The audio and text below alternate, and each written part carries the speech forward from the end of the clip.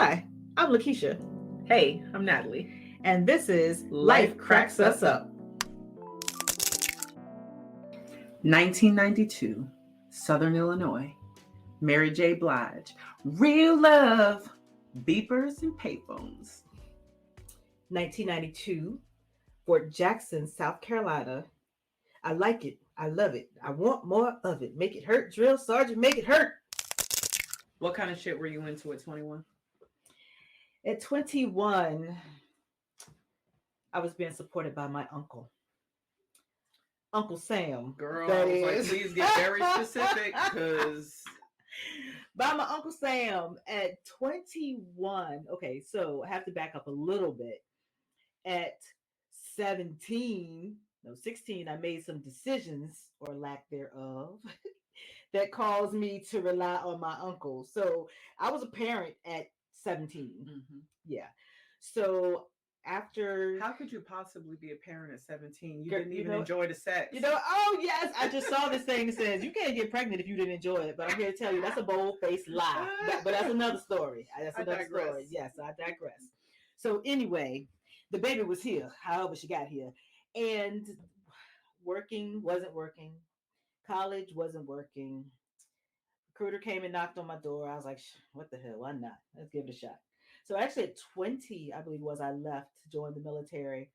And I do remember I was 20 because I went to a club, a bar, or whatever, and ordered my first alcoholic beverage. It was a frozen mudslide. All grown up with that nasty ass drink. I was 20. You didn't know any better. That's right. It's nasty. Yeah. It's like, oh. But yeah, so at 21, I was fully engaged in the military. And it was interesting. All responsible and everything at that point in life. Not really. Not really. Pretending to be. Pretending to be. Girl, let me tell you, me getting into the military it was an adventure. And I look back at it now and it's like, I should have been really scared for the country. Wow. That they allowed me to carry a weapon. Oh, Father God. To wear the uniform. Let me tell you, I joined the military and I think my recruiter must have been desperate. I think it was one of those, like he had to meet his quota or he's going to get fired or flogged or something because he let me in. Got the basic training, realized I didn't know how to do a push-up. And that's something I should have known before I got there. Well, you made a last minute decision. That wasn't something that you thought through. That was a means to an end. So you didn't research that like you research stuff now. Well, yeah, but the man should have researched that. I was unqualified for the job. But you already said he was just taking a number. He was taking a number. He couldn't care less if you could do a push-up before you went in because he knew once you got in there, they would show your ass how to do a push-up. You were going to come out doing push-ups. It took a while, though. I didn't know there was such a thing, but I found myself in remedial basic training. Remedial basic training. Remedial basic training. Well, I didn't even know that existed. I did not know either, but it does. It did. So I had to go there, and learn how to do a push-up. And there were some other requirements too. There was running. There was sit-ups. I don't recall being informed of those things. So the push-up was the main thing to get out of there. So they worked with that. But in the meantime, you're still training. So they had me doing running. I used to be a professional couch potato before the military. So you're supposed to run 2 miles, I think, in like 15 minutes or less. Girl, it's like, it's been a half an hour. I'm still running. I'm thinking I could have watched Young and the Restless by now. And it's just not over. And, it didn't end. I just stopped. I was like, it's enough time has passed. I'm not where I'm supposed to go. So I'm just going to walk it the rest of the way in. And that's what I did. Lord. And I did not pass a run until the very last one. Like every time they ran, I was like, why do I need to run? I just didn't understand the concept of running. So basically at 21, you were lazy, out of shape, and a couch potato? But I had a job. I got that check every Did I earn it? Probably not. But I was gainfully employed in the service of our country. And I went the entirely, totally different route. So, although now in retrospect, I should have done the military, or at least done the military first, as opposed to the route that I took. So I ended up in college in Illinois. Now, I will say that was not the plan. I did not even graduate from high school. I actually got a GED. So there was a time in my life where I've talked about this before. Most people know this about me, but I was in a very abusive relationship and it came down to die or why don't you move and go ahead and do that whole survival thing. So I ended up in a different state. I was somewhere, it was a college town, and the family that I was staying with was like, ever thought about school? Sure, I'm here, you know. So I ended up attending Southern Illinois University, which if I had to do it again, like I said, I would do the military first, but I'd probably still go to that school. I had a great time at that school. Hence the reason my first year I was on scholastic probation. Right. I guess that's the equivalent of your remedial basic training. Gotta get a feel for the program. Exactly. So at 21, I'm sure I was drunk because the school had a strip of nothing but bars. Mm-mm. It was just a strip of bars.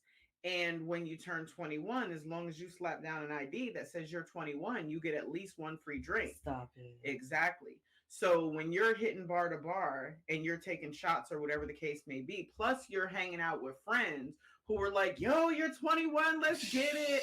Of course, in the 90s, that was not the term we used. It was probably something more corny like, oh, we're going to kick it, or I don't know, something to that effect. But I can guarantee you I was drunk. But around that time, I was actually in college. And now, like I said, I think back, I wish I had done the military first and then went to college for the money to have paid for all of that tuition. Yeah. I mean, I still pay student loan debt. And I'm telling you now, I will swing on a pole to get this debt paid off. Aww. I am so tired of this fucking student loan, yo. Like, I am so tired of this. But I'm tempted to throw on some clear heels and get it popping somewhere. Oh, I got some change right here. Help us out. Change? Oh. You see all of this? See, you can't see all of this. But all of this deserves bills. Oh, I got bills for you. I got some bills. No, I'm not paying nothing. I'm not paying none of your stuff. I'm trying to pay my own. But yeah, 21 was a good time for me. I have fond memories of 20s. You know what I mean? Are there some things I would change? 1,000%. But for the most part, I have good memories in my 20s. I have hilarious memories in my 20s. Let me tell you another thing happened at remedial basic training. All right, so remedial basic training. I didn't have a knowledge of a lot of things, and the military is full of acronyms, which, you know, I wasn't familiar with that. But I there was a term that I'd heard of before. And so when the drill sergeant told us that we were going out on the front lawn for some D&C, and I remember reading a book, and D&C was like, a cleaning out of the woman's right. So I thought, oh, Jesus, what have I gotten myself into? We're going out on this lawn, and they're going to do a pelvic on me in the Father God. I was like, no. But can I just say, it's hilarious to me that that's where your mind went. Yes. Like immediately. D&C. You didn't even think it could be anything else. It could be anything else that they'd be doing to you on the lawn. On the lawn. On the lawn. But I later found out it was drilling ceremony. I was so relieved. Yeah. Oh my gosh. Yeah. You were in there like, oh my gosh, I got pregnant again. How? I didn't even know it. I didn't even know it. So can I digress and tell the story about my lack of knowledge of things? When I tell you my limited knowledge, okay, it's a lot older than 20, but remember I told you I had surgery. Oh, I had a surgery on my midsection, you know, like from the neck down, not from the neck up. And it was in the military, and I never had surgery before. I didn't know what to expect. So when I get there, there's a delay. So they're going to have to wait. And it's like 5 a.m. I'm sleepy. I'm thinking, oh, God, I can't fall asleep because they're going to think they gave me the sleepy pill. They're going to be operating on me. And I'm all paranoid anyway. So, you know, they get me in there. They put me to sleep. I wake up. Chest is all taped down like it's supposed to be. But my throat is so sore. It's like, why is my... It's like, oh, my God, what did they do to me while I was sleeping? Oh! I was like... DNC on your victim They got me. Oh, they got me. They took turns while you were that's all I can see. They were taking turns. Everybody got a turn. But luckily, after I calmed down a bit and could express why I was frantic, my roommate was like, "Girl, you had a tube down your throat." I was like, they didn't tell me. I didn't know. Yo, I'm so weak. Every time I hear that story, I laugh like it's the first time I heard it. Because I was traumatized. I know you were. You're still to this day, when you think back on it, your thought process surrounds, oh my gosh, it actually could have happened though. My throat was sore. But it could have. It was like, you operating on my chest. Why is my throat sore? They should tell you stuff like that. In DNC, they should tell you before you go in, look, these are the terms that we're going to use. Get your mind right. But I'm just saying, my lack of knowledge. Oh, gosh. I appreciate your learning curve. It makes me chuckle. I'm just glad I was wrong. I'm glad I was wrong every time. Oh, I'm dabbing my eyes. At DNC on the lawn, I was like, Jesus, what have I gotten myself into? Okay, we're going to take a quick break. While we're doing that, how about you like, share, follow, and subscribe? I spent a lot of time in Chicago in my 20s because my school is 4 hours south of Chicago. And the guy I was dating at the time was actually started out in school, but school's not for everyone. So he ended up back home and he was working and everything. So I would go back and forth, or he would come down, but most times I would go into Chicago because it was much more fun to be in Chicago than it was, down at school. So spent a lot of time in Chicago in my 20s. Probably would have moved to Chicago after graduation if not for that cold. That's a different kind of cold. Like, cold is cold, hot is hot, but Chicago cold, that Midwest cold, that wind coming off of that lake, it puts it, like, you feel it on the inside. It's that kind of cold where you don't know your nose is running until you happen to lick your lip and it's salty as shit, and you're like, whoa, that's not like, it's that kind of cold. Your face is numb, stuff like that. No, thank you. Yeah, but I look back on my time in Chicago with fond memories. I was just there not too long ago visiting a friend that's still one of my people from college. But I graduated eventually. I graduated on time, but it felt like eventually. So I was actually out of college somewhere in there in my 20s. Yeah, early 20s. Well, I got it again. Going back to my uncle. Because I can't tell you. Think about, would I do it again?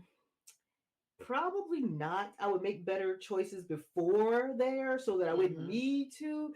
But I think I provided a service while I was in the basic training, because, comic relief, people charge a lot of money for the services that I was providing. Why do you sound like you should have had on clear heels, right? And there was a pole there? No, the pole. Now, see, that would cost even extra. But no, because like the military, I don't know what type of people they look for, but they shouldn't have been looking for me. Like, it was a point in time with training when they wanted you to, run through the little dirt pit or whatever. And you got to scream, like, I guess you're scaring the enemy. I don't know. It's like, ah! And they're telling me this, and I'm running through there like, ah! Like, I don't know why I'm screaming, but the man said scream, so I'm screaming. It's just, it doesn't make sense. And it's like, you've seen the military uniforms. I got all these pockets, right? And girly girl, I used to carry a purse. Well, I go in the military, I can't carry a purse, but I got these pockets. So you take all the stuff out of the purse, you put it in the pockets. Pockets all out here. And he's like, what you doing? You gave me all these pockets. I put the stuff in the pockets. This one has my lip gloss. Right. This one has tissue. It's got everything. Girl, I'm running through there, got dirt all up in everything. I ended up with just a Ziploc bag with my baby picture in my breast pocket. I was like, I'm caught up on the barbed wire because my pocket's all full. It's like, you were the worst soldier. Yeah, the worst. You were like, what's her name? Private Benjamin. Girl, Private Benjamin ain't got nothing on me. Oh my God. I'm telling you, I was the best. How long were you the worst? 10 years, 5 months, 29 days. Stop it right now. I'm just saying. But to keep me up, grenade, grenade. I don't know if it was real or not. I was just gonna say you handled a live grenade. I don't know. In my mind it was. In my mind it was. Okay. I really don't know if it was. But in my mind it was. And I'm left-handed, so they train everything right-handed. Mm-hmm. I've never been a pitcher. Athletics is not my thing, and they telling me I got to throw this grenade over this wall over here, and I'm thinking I ain't gonna make it. We gonna all die. Because I'm not going to get it far enough. I'm just holding on to it. Like, you got to throw it. I don't want to throw it. You got to I don't want to throw it. So your train of thought at 21 was, I'd be safer if I hold a grenade. I mean, I know you were struggling with learning things, certain things at that time. But if I throw it and throw it wrong, at least it's away from you. Is it though? I don't know how to throw it. You can run from it as long as it's not in your hand. I don't. Okay, I know. Okay, didn't I just tell you I couldn't run? Girl, walk fast. I can't run. I can't. But your train of thought was, let's hold on to the grenade. Yes, because if you don't let it go, it don't blow up, right? Right? Don't you got to pull a pin or something? I pulled a pin, but then he wanted me to throw it. I'm glad you're here with me. You know what? I love it. I'm glad you're here with me. The other option I had when I graduated college, which again, I actually went and saw an Air Force recruiter and did not follow through with it. I wish that's one of those things that I think back on and I'm like, gosh, I should have did it. I would have gone in as an officer because I had a degree. And that would have catapulted me above remedial basic training. You know what? But I mean, in all honesty, I would have gone in with a leg up. Yeah. But I was so worried about what am I going to miss in these streets though? If I go do that, how am I going to smoke this blunt and drink this 40 though? That's where my mindset was at that age. Wow. That's where I was at mentally. So while you were trying to struggle with acronyms, I was struggling with what do I want to do with the rest of my life? I somehow made it through my teen years by the grace of God, because they always say God protects babies and fools. Yes. I was the fool that he looked out for, or she looked out for, depending on what you believe in. Then miraculously, he got me through college, because I've had experiences in college that I should not have had. So much so, all right, perfect example of how dumb you are in your 20s. I decided, I mentioned 40s and blunts, right? Numerous times, sure. So I lived in the dorms. Our dorm, I want to say it was like 16 stories. I lived on the 10th floor. A friend of mine had some friends come in from out of town. Now, I'm the only female, but I'm hanging with my guy, and I've known him for quite some time, so I feel comfortable being with him and his friends who were male. So we're in the car, and we're smoking, and we're drinking, and it felt like every time I turned around, someone was handing me a blunt. Like, I was so done. So I was like, yo, I need to go home. So they were like, all right, we're going to take you home. Well, at my dorm, at a certain time at night, you had to show your ID to get in the dorm. So as we pull up outside, there's a line of people waiting to show their ID, right? So I'm so fired up, like I can't even think straight. So I'm like, I can't wait in this line. Plus, I feel like I have to throw up. So I walk past the line, past the people. I go through the doors. I throw my ID down on the desk, and I just walk. So there were, like I said, so many people there. So I feel myself getting ready to throw up. So I go into the bathroom on the first floor. Anybody who's been good and drunk knows the best place to be is a cold floor. So I'm so lit that it doesn't matter to me. I'm in the bathroom. Girl, that cold floor though. So I get low. And I'm like, I'm just going to sit here for a minute and, just gather myself. So I do. I close my eyes. I sit there for a minute. So now, after, 10, 15 minutes, I'm like, all right, I got to get out of this bathroom. But I live on the 10th floor. I know all those people are at the elevator, and they watched me run in. So I'm like, I'm going to take the stairs to the second floor and then take the elevator up to my room. So they start checking IDs around midnight, and that's when the line formed. So it was about midnight when I got in. I was in the bathroom for about 10-15 minutes.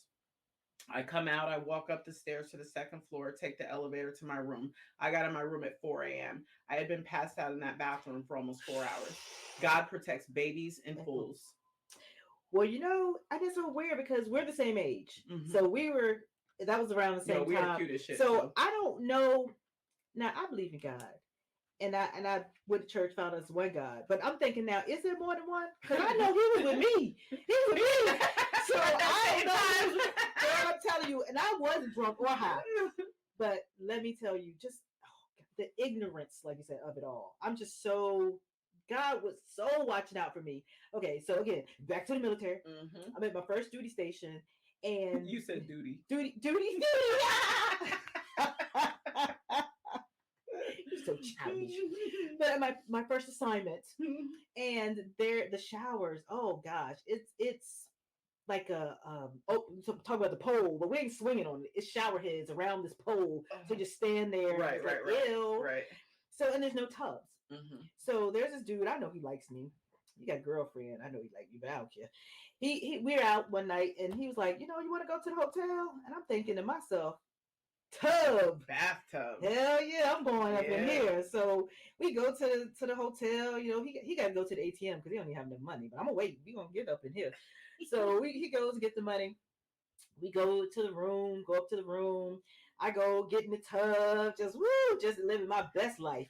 And this wasn't sticking out, out, but you're in a tub. Because this wasn't playing. We were just out, so I didn't have night clothes. I hadn't anything. Right. So I get out, get my towel, wrap it around me, get in the bed. He goes in the bathroom. He comes out. He gets in the bed. He reached for me. I said, "What you doing?" He was like, "What? We up here?" I said, "I came for the tub." Oh my gosh. But luckily for me, again, like I said, God was looking out for me. But I had a good friend in my unit who's a big dude. Didn't nobody mess with him. And they knew that's my friend. Mm-hmm. So a dude was like, we going. I was like, no, we not. You can take me back to the barracks. So he knew my dude would have broke him in two. So he took me back. But girl, looking back now, I was like, Lord, here she go again. Mm-hmm. Gotta get this fool up out the situation. Yep. Because who does that? Who? People who went to remedial basic training. I'm never, ever, not ever going to let that slip my mind. Like for first of all, I never even knew it was a thing. That's first of all. But I know you as being so freaking smart and like so studious is the word, but not studious. But even like the physical part of it, it never dawned on me that you would have been in a remedial basic training class. And see, because like you said, you know me now, right? I'm studying. I'm going to do my research, but that's because I didn't do it then. When you didn't do it then, you kind of learn things as you go. Like they said, I'm not volunteer for anything else because the last thing I volunteered for, that didn't work out too well. Yeah, my 20s were definitely that's where my real education came in. It wasn't going to the high school for the time that I did. It wasn't that GED test. It wasn't even really the subject matter in college. It was the life lessons that I learned. I absolutely, like I said, would have changed some things, like the mornings when I would wake up and look outside and my car wasn't there, and I'd have to call around and ask my friends, "You got my car? You got my car?" But I guess in that moment, I can at least say somebody drove me home. God protects babies and fools. But my 20s were that's where I learned the most. That's where I learned to apply certain things to life after my 20s. Yeah, because I think that's me too, because a lot of those experiences I had, especially like relationship stuff, happened then, and that helped me to appreciate now what I have, because I look back on those things and be like, that was just foolishness. For sure. Whole bunch of foolishness. Yeah. And that's definitely where I learned the most about relationships and what I thought I wanted out of them. I want to say thought I wanted out of them because 20s you're young and dumb, but like I said, that's kind of the foundation of where your life is about to go. Um, Definitely would have made different choices thinking back now, but in the moment, I was pretty content with the way things went.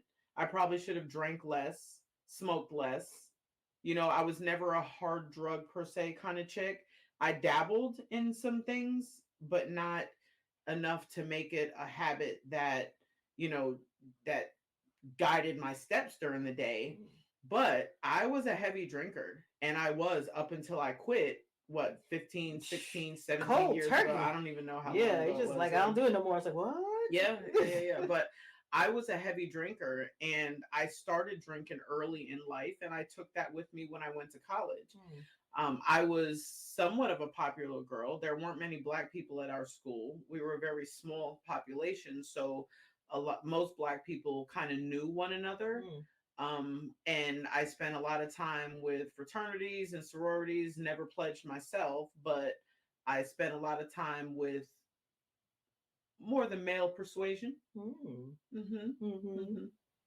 But I appreciate my 20s.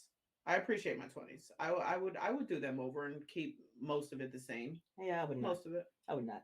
You're talking about the Air Force. Yeah, Air Force is where it's at. See, what happened was the Air Force recruiter came to see me, but when they came to my house and saw my baby, they were like, we can't do that. Because at the time, and I know things change a lot, but at the time, you couldn't go in as a single parent. You either had to be married or your child had to be legally adopted by someone. Wow. And my husband will deny this to the day, right? But I knew him then. I had met him when my daughter was maybe one-ish, a little younger, and we dated for a brief moment. But I proposed to him so I could join the Air Force. He said it didn't, but I proposed. He was like, "Look, let's just do this thing so I can join the Air Force." He's like, "Nah." So Army evidently didn't take anybody. So that's how I ended up in the Army. But during my first duty station, that's what it's called, duty station. Duty. We went to Korea for exercise for a few months. And so we were at Camp Humphreys, is what it was called for the Army. You said home. Yeah, girl, I'm just gonna crack you over the head. But anyway, it was a Army base. I had nothing to compare it to because I had not been around the military experience before I was actually in it. Right. So also in Korea was Air Force Base. So we had to go over there for something. I think it was Osan Air Force Base. When I tell you that when I got onto that installation and the sun was shining and the birds were singing and the streets were paved with gold, I was like, whole different experience. Can I change? Like, right? Because when I went back to Camp Humphreys, it was like, what is that on Charlie Brown? Pigpen with the dust, the boy with the dust clouds, and I was just dirty all the time, just like dirt. As a matter of fact, where we were staying during this training exercise, it was at night. I don't know, night or day, you would hear this noise. It sounded like babies crying, or just like it's like a plea or something. Well, I did say I was in Korea, right? Yeah. Kagogi, I think is what it's called. I think that's dog. And they were like burning the hair off dogs or whatever. What? So you would hear the noise and smell the smells. And I was like, huh? Wait. And I mean, this is now my memory. Now, this is how many years ago? I think I'm remembering correctly. But yeah, there was the noise of it and there was a smell. And we were out in a field almost, like I don't know, some kind of field. It wasn't the actual installation. So like I said, everything was so basic. Not that basic, but when you stop it. Another thing too. Before I joined the military, at one point in my life, we had moved out of what I call civilization into Suffolk. And we lived in this big raggedy old house and it had an outhouse. And it was horrible for me because I had lived in an apartment beforehand. So then we moved to that and had an outhouse. It's like, this is tragic. Wait, you were using an outhouse? And I was like before my teens. So yeah. Yeah, but that was still in the 80s, B. Yeah, I know, right? You were shitting outside in the 80s. You know what? Yes, that was horrible, right? And I often say that, I often say that had I started that way and then gone to civilization, it would have been okay. But I knew toilets existed. Right, and then so then I went back pooping in a hole. Right. So I say that to say, when I joined the military, I was trying to make a better life for myself, my daughter. I said certain things I never want to go back to. Girl, when I tell you, You went. Yeah, the outhouse. I was like, this is why I signed up, so I'd have to outside. I was like, what has happened to me? These choices that I made, I did not think them through. Yeah. I did not think them. So one time we were out there, and I was like, I'm not gonna crap out here. I'm not. And when I tell you, after like day 3, I couldn't stand up straight. I could not stand up straight. Yeah. Oh my gosh. Yeah, them stomach cramps. So shit in your pants. So folded over, I made my way to the. When I came out standing straight, I was like, I feel so much better. Yo, your 20s were so different than mine. You never peed in front of a cow? Now, I have, but I was drunk. So the difference between my 20 and your 20 peeing in front of a cow was mine. I was out having fun and just had to pee where I could pee. In mine, I had to pee because there was a cow in the field and we hadn't set up the camp yet. So, and everything was flat land. So I had to go over there. And cows got big old heads. I did not know until you. How close were you? The cow got a big old head. Okay, you were that close. Luckily, there was a fence between us. And he's sitting there chewing his cud, just watching. He had the decency to turn away. What if you just felt something wet lick up your butt? Girl, oh, gosh. Oh, gosh. That is so disgusting. Yes. I don't even know why that popped in my head. Gosh. But because my brain works the way it does, I literally have a vision. A big cow. But I have a visual. This is my visual. You go out into the field to pee. You see the cow, and you're like, "Oh, I'm not gonna face the cow." So you turn around and your back is to the fence, and the cow sticks his tongue out and goes, Well, I guess I don't need toilet paper. Now you got a cow infection. A cow lick. You got mad cow disease in your vagina. Got a cow lick. Oh man, yo. You are disgusting. That's where my mind went in that moment. I apologize.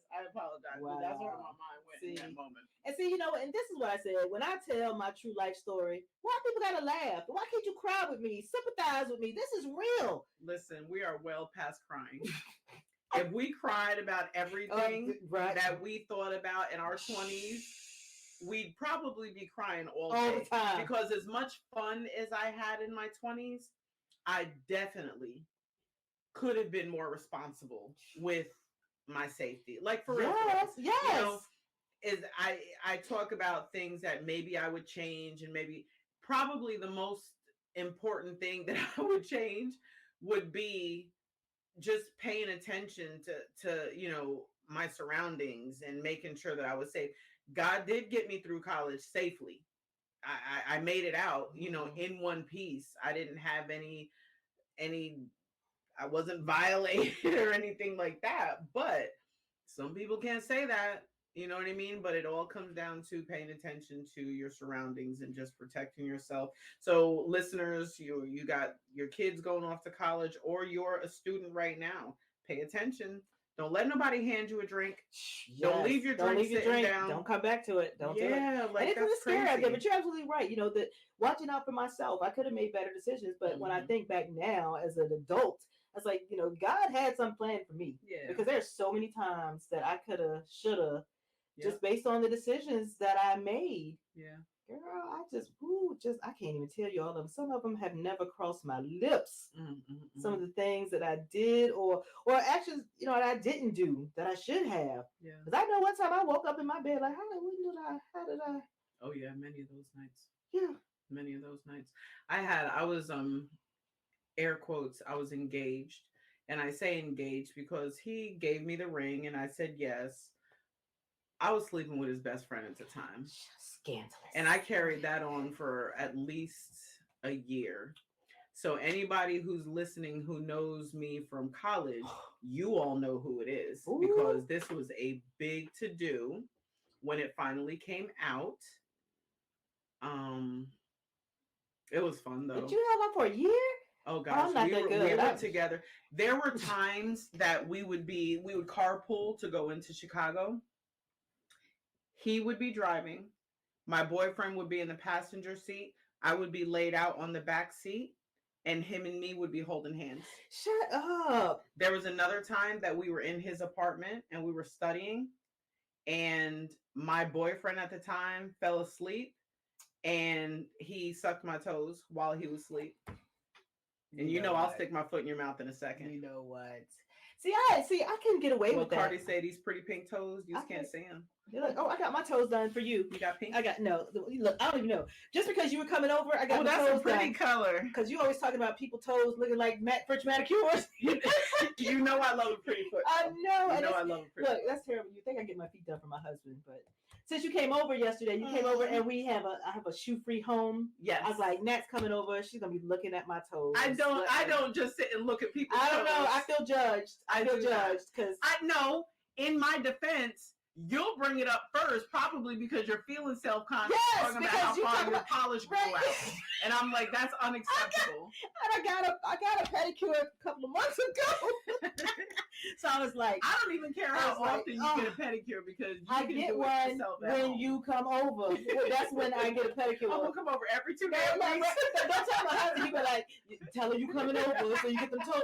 Girl, one time we were riding in the summertime and was I driving? He was driving. He was driving. And somebody like sucked your toes. He won't nobody gonna suck them toes. Because I don't know what happened, but he looked at my toes. That joker did a U-turn. Like we going over here to get this pedicure. What? Oh, that's love. It's like that's love. That's love, and that's also the fuck you will. I know. Because I don't like people. I don't like people touching me. Oh, okay. I don't like touching, my feet, my toes, and it's like, Yeah. But when you care about people, you sacrifice those things. So I care about you. I knew you were coming over yesterday, and I knew you were gonna be judging me about my. Oh my! Please stop making people think that I judge you about your feet. I do not judge. But if you could see her feet, I just appreciate. You know what I'm saying? You see her feet, you see my feet. I appreciate a foot. Yeah, okay. Well, I'm gonna stay your friend. I gotta at least keep up my toe appearances. I can't stand you. I literally can't stand you half the time. So the end all be all. Make it through the 20s. I enjoyed my 20s. What would you say? Just an overall blanket statement about your 20s. I made it. Listen, you came out still breathing. Yes. So yes. It couldn't have been all bad. No. It couldn't have been all bad. And I'm in agreement. I made it. Mm-hmm. I made it. I got to bring some of those experiences into my true adulthood because my 20s it shapes you. It makes you. Yeah. They were kind of like fuck off years, but you paid attention because that's what you brought into the real grown-up years. So I appreciated my 20s.